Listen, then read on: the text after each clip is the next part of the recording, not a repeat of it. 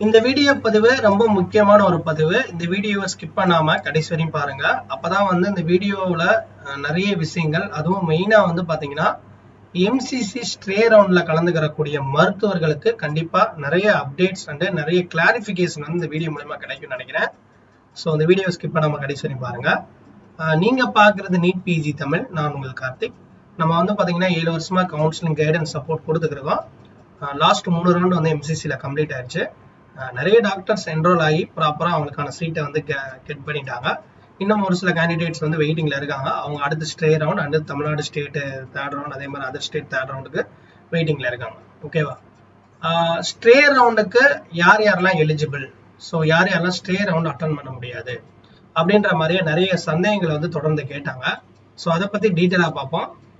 உங்களுக்கு paid counselling services வேணும் அப்படின்னு நினைச்சீங்கன்னா கீழே டிஸ்கிரிப்ஷன்ல என்னுடைய வாட்ஸ்அப் நம்பர் கொடுத்துருக்கேன், டெக்ஸ்ட் பண்ணுங்க. இதுவரையும் பாத்தீங்கன்னா எம்சிசில ரவுண்ட் 1, ரவுண்ட் 2, ரவுண்ட் 3 கம்ப்ளீட்டா முடிஞ்சு. ஸோ ஸ்ட்ரே ரவுண்ட் மட்டும் தான் நமக்கு பாக்கி இருக்கு, அதாவது பேலன்ஸ்.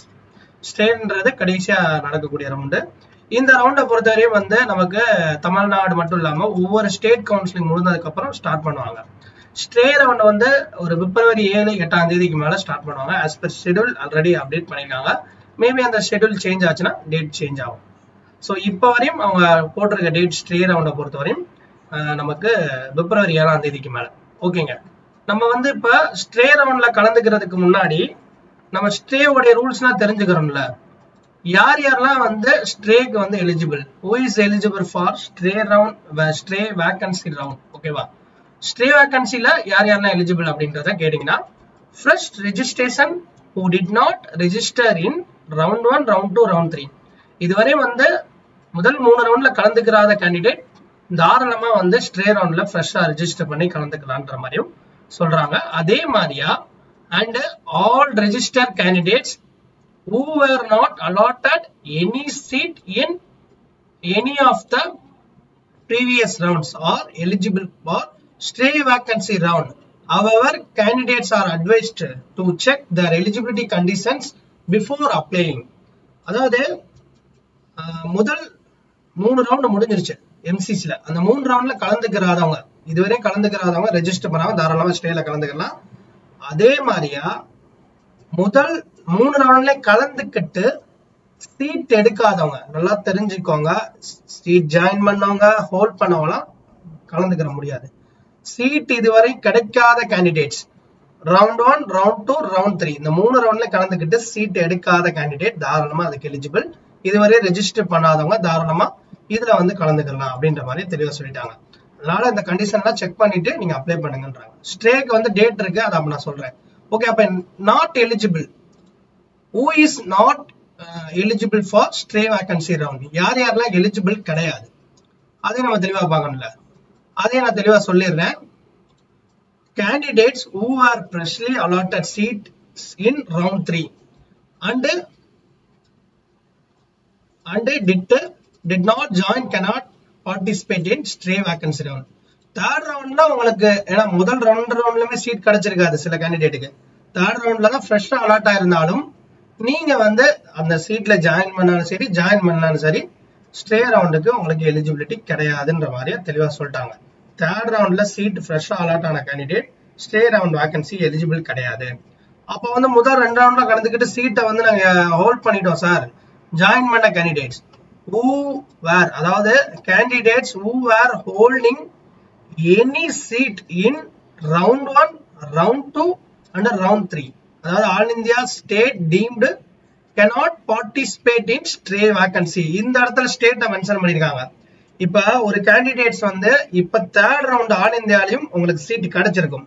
சில கேண்டிடேட் என்ன பண்ணுவாங்கன்னா, கிடைச்ச இந்த சீட்டையும் வச்சுக்கிட்டு ஸ்டேட்லயும் போய் நீங்க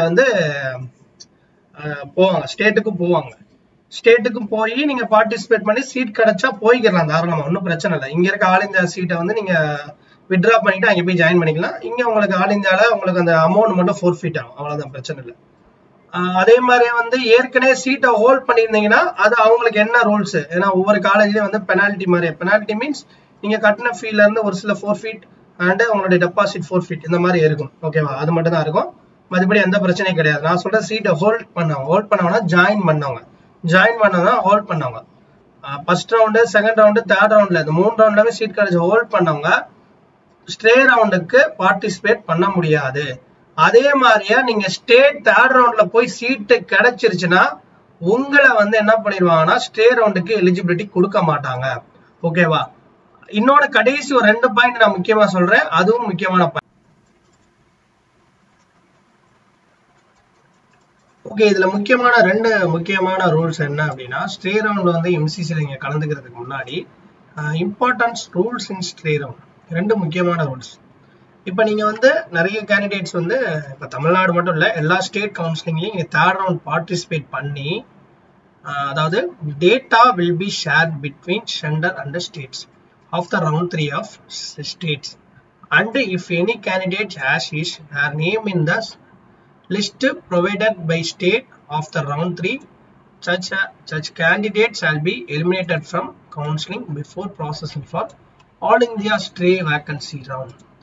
அதாவது சில கேண்டிடேட்ஸ் பார்த்தீங்கன்னா ஸ்டேட்டோடைய தேர்ட் ரவுண்ட்லேயே கலந்துக்கிட்டு இங்கே, அதாவது ஸ்டேட் தேர்ட் ரவுண்ட் கலந்துக்கிட்டு அங்கேயே சீட் கிடச்சி ஸ்ட்ரேலே போய் இவங்க கலந்துக்கிட்டாங்க அப்படின்னா அவங்களுடைய லிஸ்ட் இங்கே ஷேர் பண்ணுவாங்க.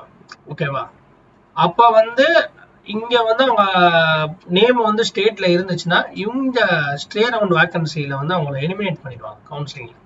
ஸோ அவங்கள அலோவ் பண்ண மாட்டாங்க. ஸோ இது முக்கியமான ரூல்ஸ், இதையும் பார்த்துக்கோங்க. அதே மாதிரியே வந்து இன்னொன்று, நிறைய கேண்டிடேட் வந்து தேர்ட் ரவுண்ட் வரையும் எந்த பிரச்சனையும் இருக்காது, நல்லா தெரிஞ்சுக்கோங்க. தேர்ட் ரவுண்ட் வரையும் ஒரு கேண்டிடேட்ஸ் பொறுத்த வரையும் சின்ன சின்ன ஒரு ரூல்ஸ், ஃபோர்ஃபீட் அமௌண்ட் ஃபோர்ஃபீட் ஆகுறது, டெபாசிட் ஃபோர்ஃபீட் ஆகுது, இந்த மாதிரி தான் இருக்கும்.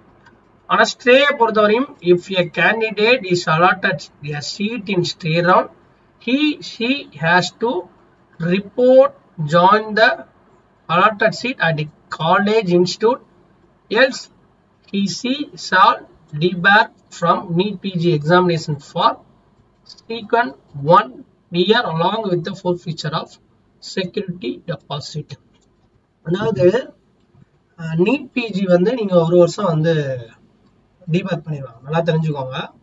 நீங்க ஸ்டே ரவுண்ட்ல வந்து சீட்டை வந்து கிடைச்சி ஜாயின் பண்ணாம விட்டுட்டீங்கன்னா, நல்லா தெரிஞ்சுக்கோங்க, ரிப்போர்ட் பண்ணாமையோ ஜாயின் பண்ணாமையோ விட்டுட்டீங்க அப்படின்னா உங்களை வந்து நீட் பிஜி எக்ஸாமினேஷன் 1 இயர் வந்து டிபார் பண்ணிடுவாங்க. அது போக உங்களுடைய டெபாசிட் எல்லாமே ஃபோர்ஃபிட் பண்ணிடுவாங்க. ஸோ அதனால தயவுசெய்து வந்து இந்த ஸ்டே ரவுண்ட்ல கலந்துக்கிற கேண்டிடேட்ஸ்லாம் வந்து கேர்ஃபுல்லா வந்து ஹேண்டில் பண்ணுங்க. சாய்ஸ் ஃபில்லிங் கரெக்டா போடுங்க. போடுற சாய்ஸ் ஃபில்லிங்ல உங்களுக்கு கிடைக்கிற காலேஜ் எனக்கு ஓகே, இந்த காலேஜ் நான் போட்டேன்னா எடுத்துக்கிற மாதிரி வந்து வச்சுக்கோங்க. ஓகேவா? இல்லை அப்படின்னா உங்களுக்கு நெக்ஸ்ட் இயர் வந்து ரொம்ப ரிஸ்க் தான். ஓகேவா? ஏன்னா இந்த இயர்லாம் பாத்தீங்கன்னா கிட்டத்தட்ட வந்து ஒரு 19+ டாக்டர்ஸ் வந்து டிபார் பண்ணியிருந்தாங்க. அதுக்கு முந்தின வருஷம்லாம் பாத்தீங்கன்னா ஒரு 140 150 அந்த ரேஞ்சஸ்குள்ள தான் வந்து டிபார் பண்ணியிருந்தாங்க. பட் இந்த இயர் பாத்தீங்கன்னா 2024 கவுன்சிலிங்ல வரக்கூடிய சில கேண்டிடேட்ஸ் தான் பாத்தீங்கன்னா அவங்க ஃபில்டர் பண்ணி கிட்டத்தட்ட ஒரு 900 டாக்டர்ஸ் கிட்ட வந்து டிபார் பண்ணிட்டாங்க. அதனால நெக்ஸ்ட் இயர் ரிப்பீட் பண்ணக்கூடிய அந்த டாக்டர்ஸ்லாம் வந்து ஸ்டே ரவுண்ட்ல கலந்துக்கிற கூடிய அந்த டாக்டர்ஸ்லாம் ப்ராப்பரா வந்து அந்த கவுன்சிலிங் ஹேண்டில் பண்ணுங்க, இல்லைன்னா அவங்களுக்கு தான் ரிஸ்க். ஓகேவா? ஸோ இந்த வீடியோ வந்து உங்களுக்கு ஒரு இன்ஃபர்மேட்டிவா இருக்கும்னு நினைக்கிறேன். இந்த வீடியோ பிடிச்சிருந்தா கண்டிப்பா ஷேர் பண்ணுங்க. நிறைய அப்டேட்ஸ் அடுத்து வேணும் அப்படின்னு நினைச்சீங்கன்னா கீழே கமெண்ட்ஸ் சொல்லுங்க. நெக்ஸ்ட் ஒரு நல்ல ஒரு அப்டேட்டோட சந்திக்கிறேன். தமிழ்நாட்டுடைய ஸ்டேட்டோடைய ரவுண்ட் 3 வந்து இன்னும் ஒரு நாட்கள்ல அது ஷெட்யூல், அப்புறம் சீட்டோடைய ரிசைன் பண்றதுக்கான டேட்